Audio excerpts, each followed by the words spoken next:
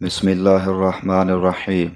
حضرت عائشہ رضی اللہ تعالی عنہا بیان کرتی ہیں، رسول اللہ صلی اللہ علیہ وآلہ وسلم روزہ کی حالت میں بوسہ لے لیا کرتے تھے اور گلے مل لیا کرتے تھے، اور آپ اپنی خواہش پر تم سے زیادہ قابو رکھنے والے تھے۔ مشکات المصابی حدیث نمبر 2000۔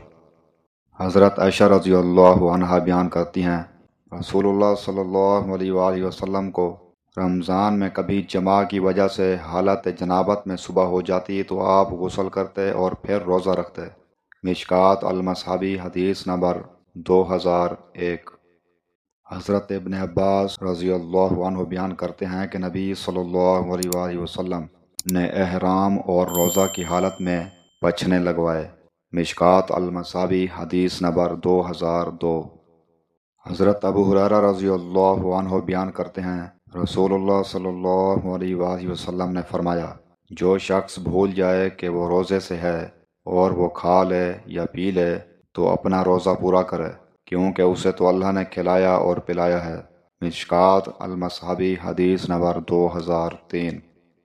حضرت ابو ہریرہ رضی اللہ عنہ بیان کرتے ہیں، ہم نبی صلی اللہ علیہ وآلہ وسلم کی خدمت میں حاضر تھے کہ اتنے میں ایک آدمی نے آپ کی خدمت میں حاضر ہو کر عرض کیا، اللہ کے رسول، میں تو مارا گیا۔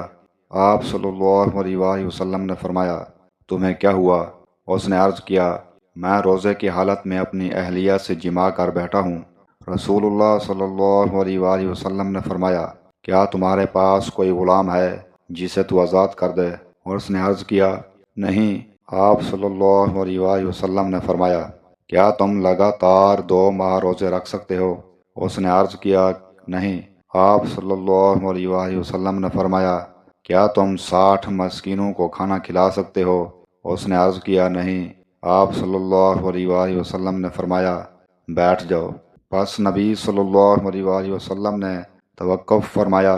ہم اسی اثناء میں تھے کہ کھجوروں کا ایک بڑا ٹوکرا نبی صلی اللہ علیہ وآلہ وسلم کی خدمت میں پیش کیا گیا۔ آپ صلی اللہ علیہ وآلہ وسلم نے فرمایا، مسئلہ دریافت کرنے والا کہاں ہے؟ اس شخص نے عرض کیا، میں حاضر ہوں۔ آپ صلی اللہ علیہ وآلہ وسلم نے فرمایا، یہ لو، اسے صدقہ کر دو۔ اس آدمی نے عرض کیا، اللہ کے رسول، کیا میں اپنے سے زیادہ محتاج شخص پر صدقہ کروں؟ اللہ کی قسم، مدینے میں 2 پتھریلے کناروں کے درمیان کوئی ایسا گھر نہیں جو میرے گھر والوں سے زیادہ ضرورت مند ہو۔ یہ سن کر نبی صلی اللہ علیہ وآلہ وسلم اس قدر ہنسے کہ آپ کے دانت مبارک زہر ہو گئے۔ پھر آپ صلی اللہ علیہ وآلہ وسلم نے فرمایا، اسے اپنے گھر والوں کو کھلاؤ۔ مشکات المصابی حدیث نمبر 2004۔